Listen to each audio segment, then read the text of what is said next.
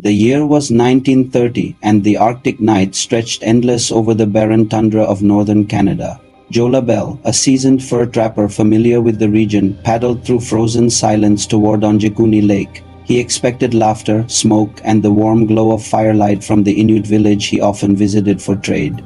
But as his canoe cut through thin sheets of ice, a strange unease crept over him. The lake seemed too still.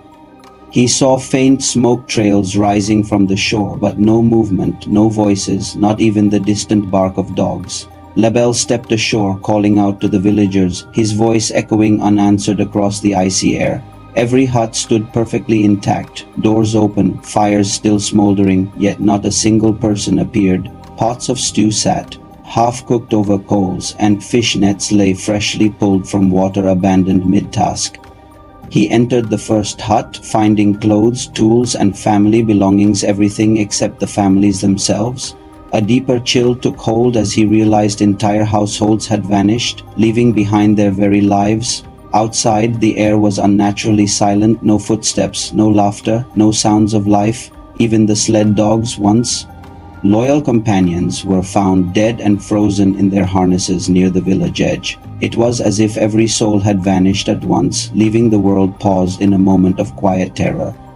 Labelle checked the shoreline for tracks, but found only a few footprints that led into open snow and stopped. It was impossible. Footprints do not end in the middle of nowhere. Fear rising, he searched each home, expecting at least one survivor, but each hut told the same story. Food, clothing, rifles, and furs were untouched, signs that no one had prepared for travel or flight. The fires were still warm, some glowing embers alive, suggesting the exodus had happened mere hours earlier. Labelle felt the presence of something unseen watching him in the empty village. A sudden wind howled through the huts, as though the land itself whispered of loss. As night deepened, he found something more unsettling: the village's communal gravesite disturbed. Several burial mounds were open, their contents missing, snow blown gently over empty earth. No animals had dug here. The shapes were deliberate, as if someone had exhumed the dead. Labelle stepped back, trembling. Something unnatural had touched this place.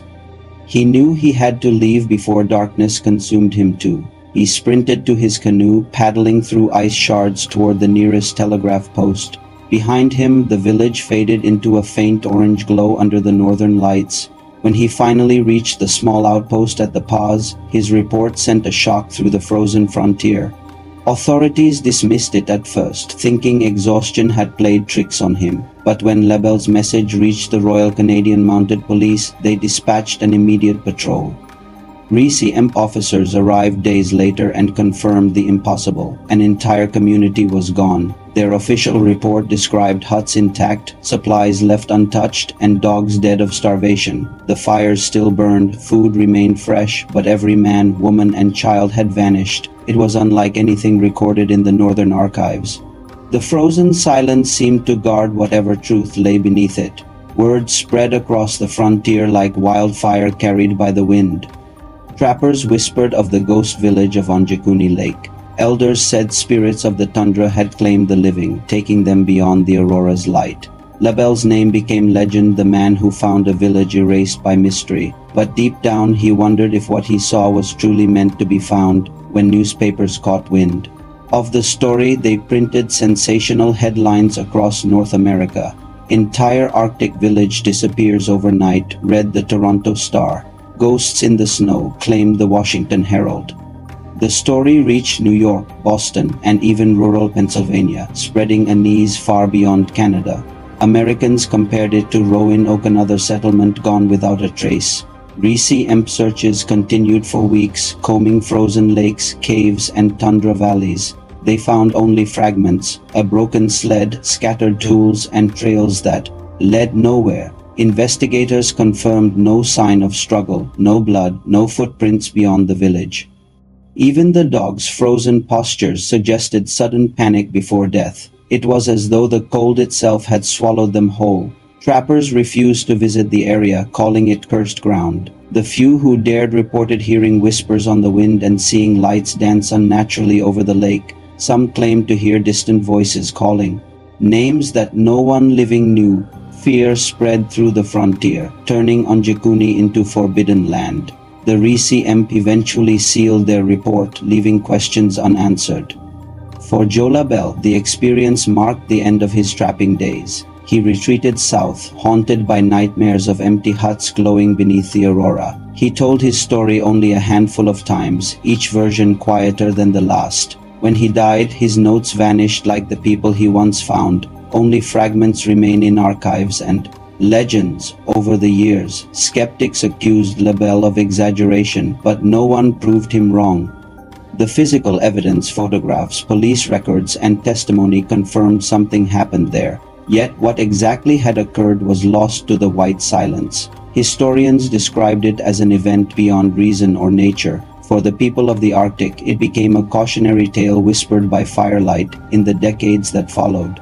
Travelers reported strange energy near Anjikuni Lake. Compasses spun wildly, and watches stopped as if time itself bent in the air. Some described hearing drums or singing beneath the frozen earth. Others claimed to see lights moving beneath the ice, blue and pulsing like breath. The lake seemed alive, watching those who dared approach. Folklorists began collecting Inuit oral accounts tied to the region. Some spoke of sky spirits who call the living to join the ancestors. Others mentioned the silence between worlds, a place where souls cross from Earth to Aurora. These legends aligned eerily with what Labelle described. Researchers began to see patterns connecting myth to mystery. By the mid-20th century, U.S. newspapers revisited the story as part of the Bermuda Triangle of the North. Writers claimed magnetic fields caused hallucinations, leading to mass hysteria. Others believed in military experiments or alien interference. Whatever theory emerged, none explained how everything was left in perfect order. The village's vanishing defied both science and logic. Archaeologists later searched the region with sonar and radar. They found traces of foundations and collapsed storage huts, but no bones, tools, or human remains. Time and snow had buried whatever truth lay beneath. Even modern technology couldn't resurrect what the Arctic had taken. It seemed the land itself chose silence over revelation. Today, Anjikuni Lake remains a destination for paranormal researchers. Few dare to camp there, and those who do often return with stories of lights that move like eyes. Locals still refuse to fish its waters, calling it the Lake of the Taken. Its surface reflects the Aurora like a mirror, as if guarding memories too painful to recall. For every mystery seeker, the same question lingers. How can hundreds disappear without a trace? The story endures because it cannot be disproven, only retold. It has crossed generations, oceans, and logic itself, surviving as a living myth. And so part 1 ends, leading into part 2. The investigation begins when the Mounties enter the silence, for the village may have been empty, but the land still whispered its secrets. To those who listened, beneath the ice and snow of Anjikuni, something waits, unspoken and undisturbed. When Joe Labelle's report reached the Royal Canadian Mounted Police, disbelief rippled through the Northern Command. Entire villages did not simply vanish, not in a land where every soul counted for survival. Yet the details in Labelle's report were too precise, too vivid, to dismiss as delusion or isolation madness. Within hours, a small team of Mounties led by Sergeant Jane Elson set out toward Anjikuni Lake. Their dogs pulled sleds heavy with provisions, rifles, and lanterns that flickered against the endless white horizon. The journey took days through bitter cold, with temperatures dropping below 40 degrees. At night, they saw stranger auras shimmering brighter than ever before, casting blue light across the tundra. One officer later wrote that the sky danced like fire over graves. When the Mounties finally reached the lake, they found the scene exactly as Labelle had described. The huts stood silent, smoke still curling weakly from chimneys as if time itself had paused. The first thing the team noticed was the eerie orderliness of the village. No signs of panic, doors unbroken, supplies untouched, clothing neatly folded on beds. In one hut, children's toys lay scattered beside half-melted candles. Another contained a rifle resting against a wall, still loaded, safety on, untouched by human hand. It was as though the people had simply stepped out for a moment and never returned. RCMP officers began documenting every detail, taking photographs of the untouched meals and sleeping furs. One noted that the fire's warmth indicated the villagers had vanished within 6 to 10 hours of arrival. Yet even the dogs, frozen stiff, were found still tied to their posts, a heartbreaking image of abandonment. Tracks in the snow told an even stranger story, a line of human footprints leading into open tundra, then fading abruptly. They stopped mid-stride, as though those who made them had been lifted straight into the air. The Mounties expanded their search perimeter, circling the lake and nearby woods. They expected to find bodies, shelters, or at least signs of migration, but the wilderness was blank. Not even scavengers or wolves had disturbed the area, as though nature itself avoided the site. At night, the team camped outside the village, unnerved by the absolute stillness. One officer reported hearing faint singing across the lake, low, rhythmic, and human-like. When they lit flares to investigate, the sound stopped instantly, replaced by silence heavy as snow. They fired a warning shot, but the echo was swallowed by the wind before it could bounce back. That night, no one slept. Even the dogs whimpered, refusing to look toward the village. The next morning, the officers discovered something new: the open graves Labelle had mentioned. Inside them, the earth was smooth, undisturbed by claws or shovels, as if lifted from within. The Mounties took samples of the disturbed earth but could not determine how it was moved.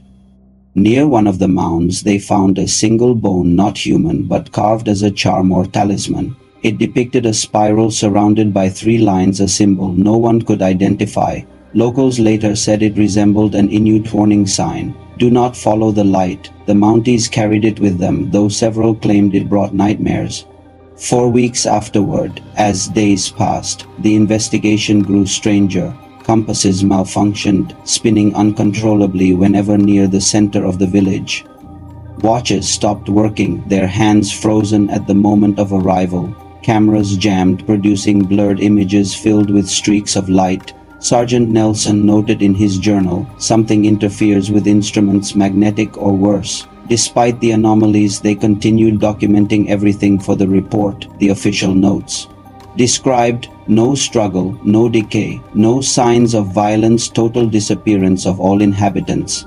They estimated the population at 30 to 40 people, families, hunters, elders all gone.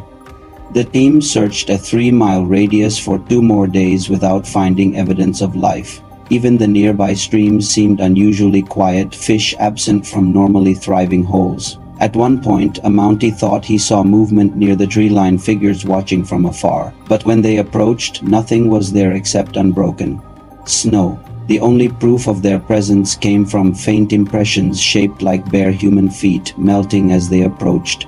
Fear began to spread among the investigators, testing their resolve.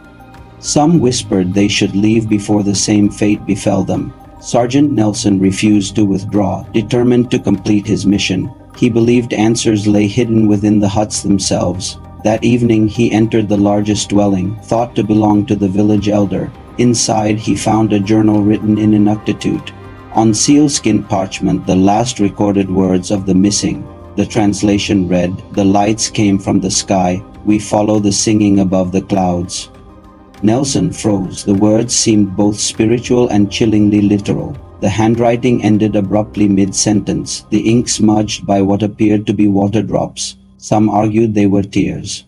Others thought melted snow. Either way, it marked the final trace of the vanished villagers. Nelson ordered the hut sealed and the journal stored for analysis. When the team returned south, they filed a comprehensive report to headquarters. The RCMP classified the event as unexplained disappearance, no human cause determined. No official follow-up mission was ever sent. The file was closed months later. Unofficially, the Mounties refused to discuss it, saying only that Anjikuni is not to be entered again. Those who had gone there were said to have changed, quieter, more distant, as though part of them stayed behind. Word spread through the northern settlements faster than any patrol could contain. Hunters abandoned the area, calling it the land of the lost fires. Elders forbade younger generations from traveling within sight of the lake. Those who ignored the warnings returned ill, feverish, or not at all. Legend soon mixed with the facts, blurring the line between report and myth. By spring 1931, American newspapers picked up the story again. Journalists from the New York Times and the Chicago Tribune requested copies of the RCMP report. Authorities denied access, fueling speculation that the Canadian government was hiding the truth. Headlines screamed of mystery lights over the Arctic and vanished in the snow. The U.S. audience was captivated. The Arctic had become its own Bermuda Triangle. Writers compared Anjikuni to other vanishings. Roanoke, the Mary Celeste, and even the Devil's Sea. Scientists suggested magnetic storms or sudden methane gas releases as rational explanations, yet none could explain why food, tools, and dogs were untouched. Logical minds faltered against the evidence, leaving the mystery intact. The story crossed from report into folklore, preserved by retellings in American radio shows. Sergeant Nelson died a decade later in 1941. Before his death, he reportedly warned his grandson, "Don't ever follow the lights in the snow." The journal he recovered vanished from archives during World War II. No copy or photograph has ever surfaced since. Some believe it was classified by Canadian intelligence or lost in transit. The official stance of the RCMP remains vague even today. Their records list Anjikuni incident as a closed case with inconclusive results. Freedom of information requests have been denied under national security clauses. Researchers argue this secrecy proves the Mounties found more than they admitted. Whatever they discovered remains locked away like the missing villagers themselves. The investigation, though brief, gave birth to a legend that outlived every officer who set foot there. The report ended, but the questions multiplied. Where did the people go, and what called them away? The lake became not just a mystery, but a threshold between reason and the unknown. And so Part 2 ends, leading into Part 3, the media frenzy when the world learns the story and chaos begins. For sometimes it isn't the disappearance that haunts us, it's the silence that follows. The media frenzy, the vanished village of Anjikuni Lake 1930 by 1931, the frozen silence of Anjikuni Lake had given way to the loudest noise of all, the sound of speculation. Newspapers across Canada and the United States exploded with headlines about the ghost village of the Arctic. What began as a small regional report turned into a North American sensation overnight. Journalists descended upon Manitoba and the Northwest Territories, desperate to find the truth or at least a story. The more they searched, the deeper the mystery became because there was nothing left to find. The Toronto Star published an article claiming over 30 Inuit villagers had vanished into thin air. Within days, the Washington Post and New York Times reprinted the story with their own embellishments. The public devoured every word. Drawn to the combination of isolation, tragedy, and the supernatural, radio broadcasters dramatized the events, describing eerie northern lights and ghostly singing over the tundra. The story became one of the first viral news events of the 20th century, decades before the internet. Americans were fascinated by the idea that an entire village could disappear just beyond their northern border. They imagined a frozen world of mystery where nature and the unknown met beneath the dancing auroras. Listeners tuned in nightly to radio reenactments of the Arctic mystery that swallowed a people. Some shows suggested alien abduction, a shocking theory in an age before UFOs entered public belief. Others hinted that the villagers had followed a spiritual calling, vanishing into another dimension. Reporters tried to reach the lake themselves but were turned back by storms and RCMP restrictions. The remoteness of Anjikuni only added to the mystique. No one could verify and no one could deny. Newspapers began contradicting each other, each trying to outdo the other's version of the tale. One headline claimed bodies had been found frozen mid-step, while another said the lake itself swallowed the people. Fact blurred into fiction, and fiction became folklore. In American diners and Canadian taverns, the story spread like wildfire through word of mouth. Travelers claimed to have seen the lake, though most had never been within 1,000 miles of it. Sailors compared it to the Bermuda Triangle, calling it the North's White Vortex. Hunters began refusing to work anywhere near the region, fearing they'd meet the same fate. The mystery had become larger than the event itself. Editors quickly realized the story sold papers faster than any political scandal. They began inventing details: glowing orbs, missing time, and ghost lights seen by pilots overhead. The more unbelievable the report, the more the public wanted to believe it. Paranormal fascination merged with Arctic exploration in the public imagination. For the first time, the idea of an invisible force in the north captivated the Western world. Even respected outlets such as Time magazine and Life mentioned the Anjikuni disappearance in passing. Each repetition added credibility, even without fresh evidence. Soon the story appeared in school readers, history pamphlets, and supernatural anthologies. What began as tragedy evolved into myth, and myth became news. Historians later called this transformation the birth of modern Arctic folklore. Letters flooded RCMP offices from across the US demanding further investigation. Some offered theories: magnetic fields, seismic activity, even ancient curses buried under the ice. Others accused the government of hiding something far more disturbing. Officials struggled to contain the frenzy while maintaining credibility. Silence only made the mystery louder. By mid-1931, journalists camped in nearby towns, interviewing anyone remotely connected to the event. Old trappers, missionaries, and Inuit guides all became reluctant sources. Some admitted hearing strange noises near the lake long before the disappearance. One elder described a night when the stars sang and the air turned white. His account matched Sergeant Nelson's note about hearing voices across the ice. Skeptics began pushing back, accusing the press of exploiting native tragedies for entertainment. A few Canadian editors publicly denounced the story as exaggerated or misreported. Yet every denial only fueled curiosity as people asked why suppress the truth.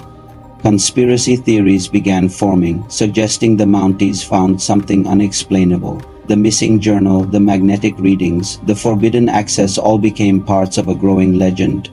Spiritualists in the US claimed the villagers had ascended, drawn into the Aurora to live among ancestors. Churches debated whether the event was divine punishment or miraculous deliverance. Science offered none of the certainty people craved. The Arctic had swallowed the village and reason itself. Even skeptics admitted the human mind sought meaning where logic failed. Hollywood caught wind of the story, planning a film titled Frozen Shadows of Anjikuni, though it was never made. Radio dramas turned the event into ghost tales that terrified audiences across the Midwest. Children went to sleep imagining voices in the snow calling them by name. Adults began referring to unexplained disappearances as Anjikuni events. The name itself became shorthand for the unexplainable. As the frenzy grew, Joe Labelle, the man who started it all, withdrew from public life entirely. He refused interviews and lived quietly near Flin Flon, Manitoba.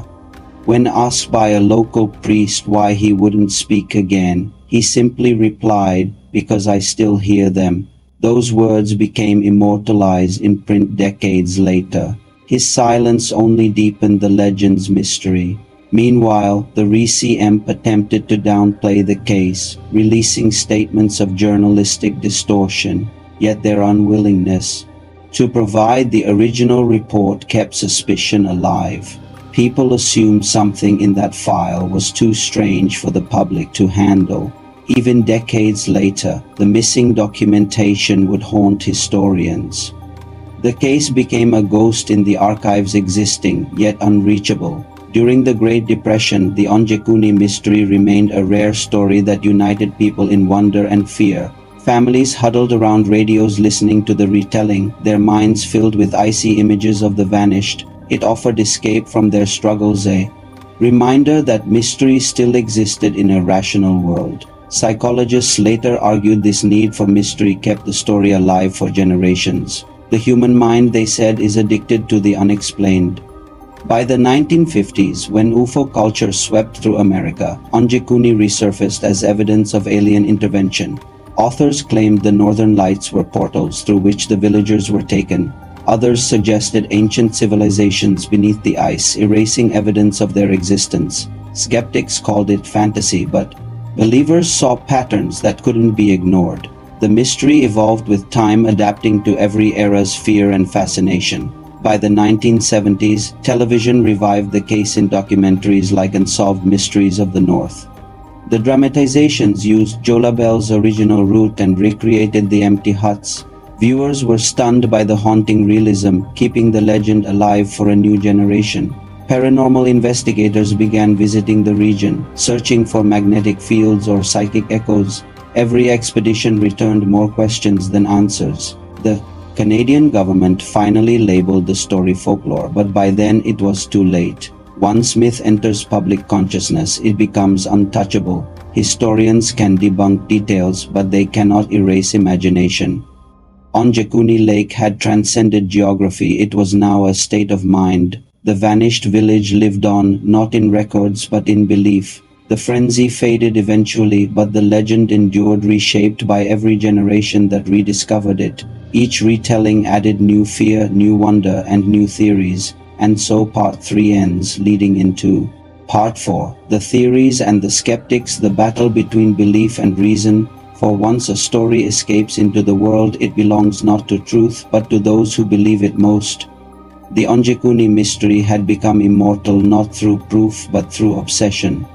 As the decades passed, theories about Anjikuni Lake multiplied like the shifting lights that danced above its frozen waters. Each generation offered a new explanation, but none could melt the cold silence that still surrounded the vanished village. Some theories leaned on science, others on superstition, and a few dared to suggest forces that defied all understanding. The truth, it seemed, was as slippery as the ice that sealed the lake, each winter visible but impossible to grasp. Researchers, skeptics, and believers all claimed to see patterns, yet none could agree on what those patterns meant. The first popular theory was the simplest: migration. Skeptics argued the villagers had left to find better hunting grounds or escape a harsh winter storm. But the evidence defied this logic. Tools, furs, and food had been left behind, even the rifles and sled dogs abandoned. Inuit families did not leave survival supplies in the cold. To do so was to sign one's death sentence. Migration could not explain footprints that vanished mid-step or graves opened from within. The second theory suggested mass poisoning or disease. Scientists proposed that contaminated water or gases from thawing permafrost had disoriented the villagers. Disoriented, they wandered into the tundra and froze before rescue could come. Yet no bodies were ever found, and the dogs who would have shared the same water remained tied and lifeless at camp. Disease had never moved so selectively, taking every human and sparing only silence. Then came the theory of environmental disaster: thin ice, sinkholes, or methane eruptions swallowing the ground. The Arctic is known for sudden ice collapses that can pull men and huts into freezing water below, but investigators saw no cracks, no holes, and no flooding to support such a claim. The earth beneath the village was solid, untouched, frozen hard for centuries. Whatever took the villagers did not come from below, it came from beyond. By the 1950s, a new explanation emerged: electromagnetic interference. Scientists studying the Aurora suggested intense magnetic storms could disorient both humans and animals. The region's compasses and watches failing matched this theory perfectly. Perhaps the villagers panicked, believing the lights themselves were divine warnings, and fled into the cold. But again, no tracks, no remains, no evidence of where they went or how far they traveled. Paranormal researchers seized on this gap, calling the event a mass abduction under the Aurora. The phrase became iconic, repeated in magazines and radio shows across North America. According to this theory, a non-human intelligence used the magnetic storm as a cover to take the villagers. Witness accounts of singing lights were reinterpreted as sound from energy fields or alien machinery. Critics called it fantasy, but believers pointed to too many coincidences to ignore. Some ufologists connected the event to later northern sightings in Alaska and Hudson Bay. They believed the 1930 incident marked the first known large-scale human disappearance linked to extraterrestrials. They cited the unexplainable footprints, the still burning fires, and the dog's terror as behavioral evidence. Their conclusion: the villagers were taken, not killed, but removed from this world entirely.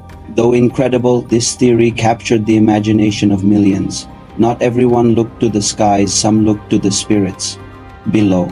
Inuit elders spoke of the Tunrit, shadow beings who walk between worlds when the northern lights opened the gate. The villagers, they said, might have been called by ancestral voices carried on the wind. To them, disappearance was not death, but passage, the joining of the living and the light. This belief echoed the elders' journal, "We follow the singing above the clouds." Anthropologists viewed the story through cultural lenses, interpreting it as mass spiritual movement. They argued the villagers may have experienced collective hysteria rooted in ancient prophecy. The aurora, unusually bright that winter, might have triggered visions leading them to wander willingly into the snow. It was faith, not force, that erased them. But skeptics countered, if so, where were the bodies of the faithful? Another controversial theory emerged during the Cold War. Government cover-up. Declassified documents hinted that Canada and the US were testing magnetic communication systems in the Arctic. Some conspiracy writers suggested one such test interfered with human nervous systems, causing mass disorientation. The experiment, they claimed, went wrong, killing the villagers, forcing the RCMP to hide the evidence. Officials denied any such program, but the missing journal and classified files kept suspicion alive. Even modern scientists revisited the site decades later, bringing radiation detectors and magnetic field scanners. While they found no contamination, instruments still behaved erratically near the lake. Digital compasses failed, batteries drained, and recording devices produced static-laden audio. One researcher described hearing a low hum that seemed to vibrate through the ice itself. Whatever force lingered there, it remained indifferent to human inquiry. In the 1970s, skeptics attempted to disprove the story entirely. They claimed journalist exaggeration had created a myth out of misunderstanding. Perhaps, they said, Joe Labelle's memory was flawed, his story distorted by repetition. Yet even skeptics couldn't explain how police records and photographs appeared in multiple archives. The evidence was too distributed to be a single man's invention. Another skeptic claimed the RCMP had been misquoted and no investigation ever took place. But later, copies of telegrams referencing the patrol surfaced, confirming official involvement. The denial, ironically, made believers even more certain a cover-up existed. For in mystery, silence often speaks louder than truth. The Arctic, after all, guards its secrets well. Theories evolved further with the rise of the paranormal boom in the 1980s. TV documentaries connected Anjikuni Lake to global vanishing people patterns. The term Arctic Triangle entered pop culture, cementing the case as northern folklore. Psychics claimed to feel residual energy of the villagers, trapped between worlds. Scientists laughed, yet none dared camp overnight on the lake.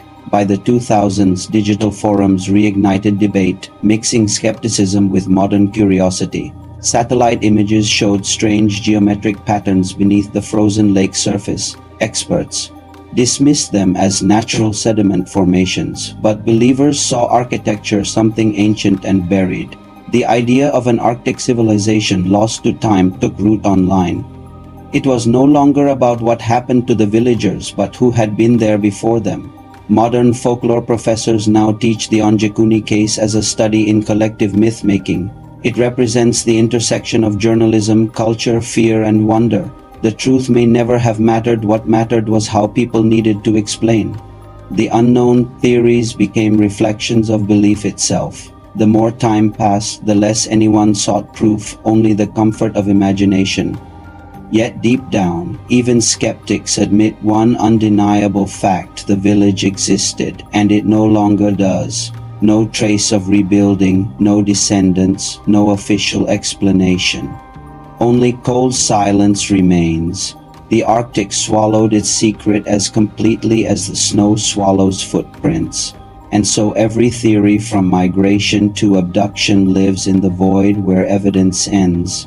The case stands as a mirror of humanity's endless struggle between reason and mystery. The skeptics may have won on paper, but the believers won in memory. For myths endure longer than facts, especially in the places where light dances over emptiness. Each generation adds another theory, another interpretation of what the lake hides beneath its ice. And perhaps that is what keeps the mystery alive, the hunger to believe there is more than meets the eye. Theories fade, but legends adapt. The lake, however, never answers. Today, scientists still visit the site occasionally, though none stay long. They bring modern instruments and leave with the same unease Sergeant Nelson once felt. Machines fail, air thickens, and the horizon seems to hum as if alive. Legacy and the frozen silence, how Anjikuni became eternal in memory.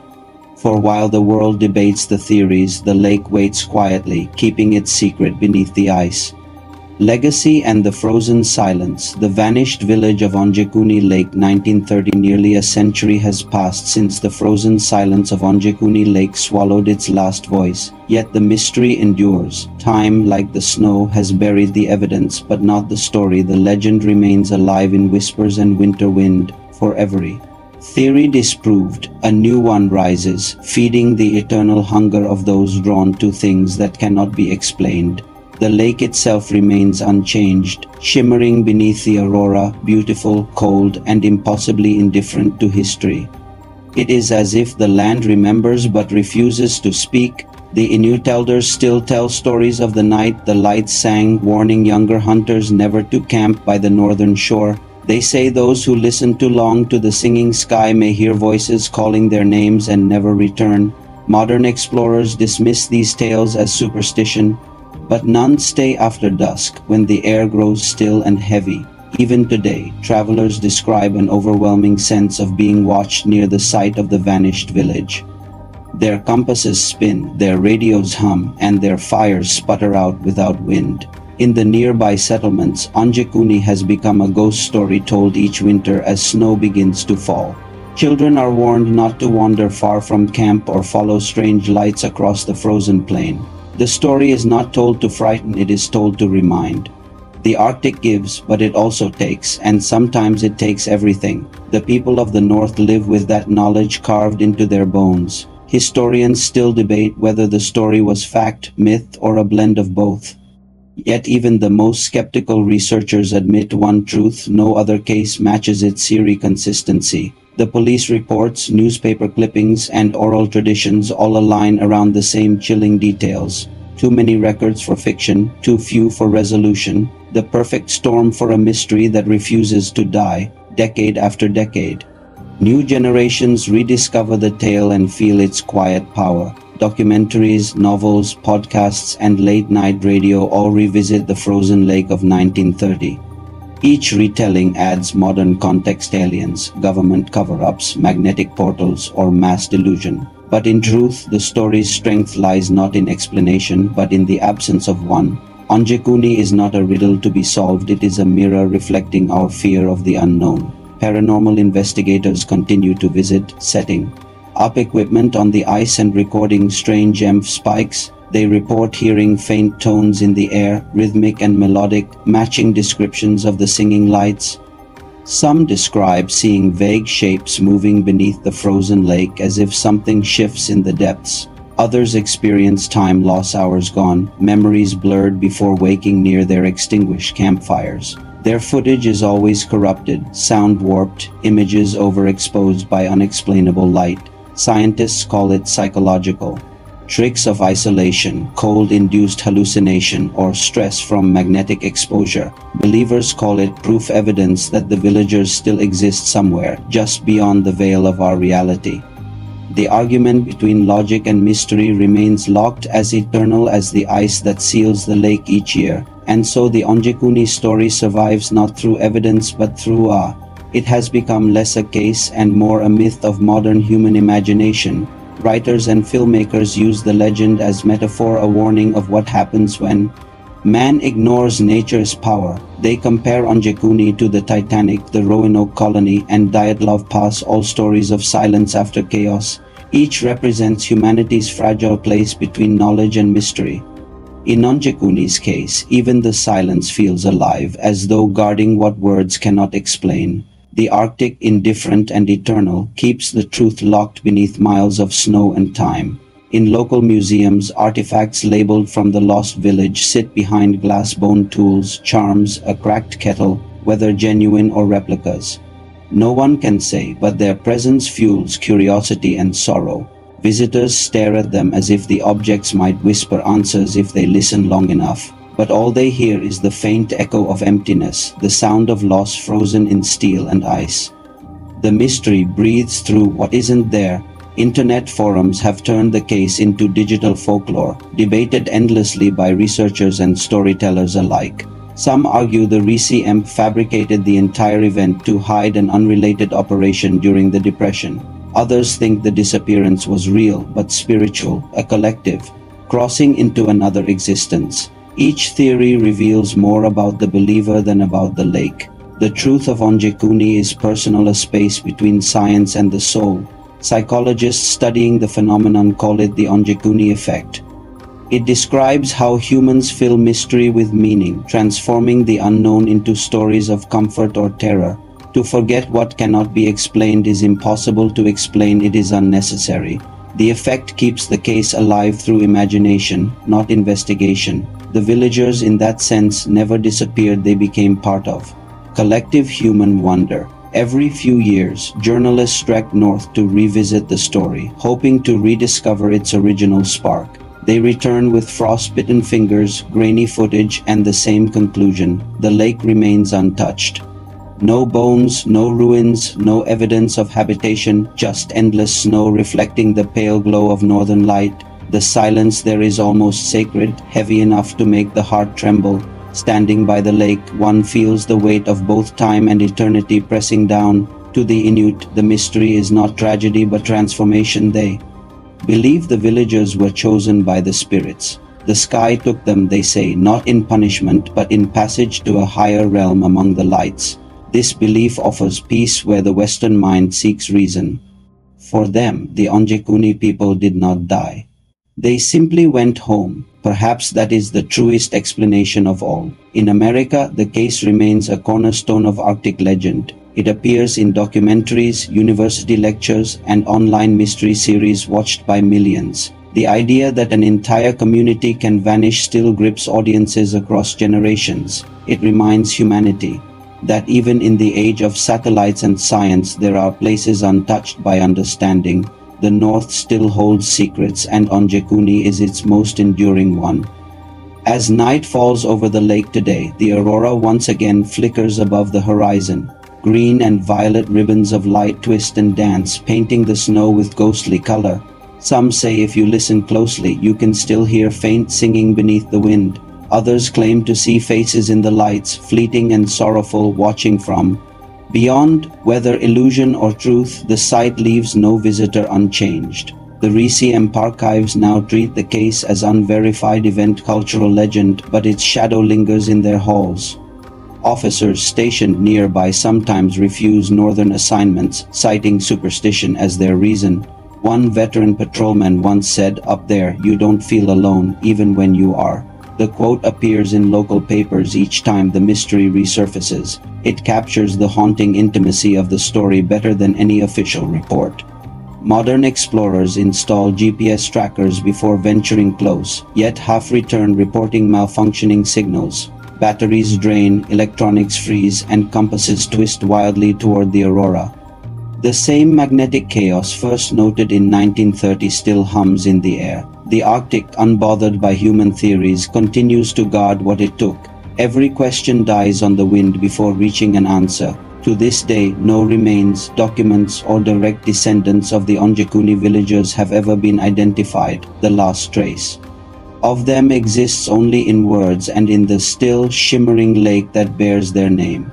Anjikuni stands as a monument to the unsolved, a mirror reflecting the beauty and terror of the unknown. It reminds us that not every mystery is meant to be solved, and not every disappearance is a tragedy. Some stories exist to teach us reverence for silence. The Arctic holds its secrets tightly, offering only fragments to those who dare to ask. For those who listen with respect, perhaps the wind carries faint answers, but they are not for us. And so the story ends where it began, beneath the lights, with fires burning and voices gone. The villagers of Anjikuni are still out there in the cold, in the sky, or perhaps inside the legend itself. And the lake waits patient, eternal, reflecting a mystery that will never fade from human memory.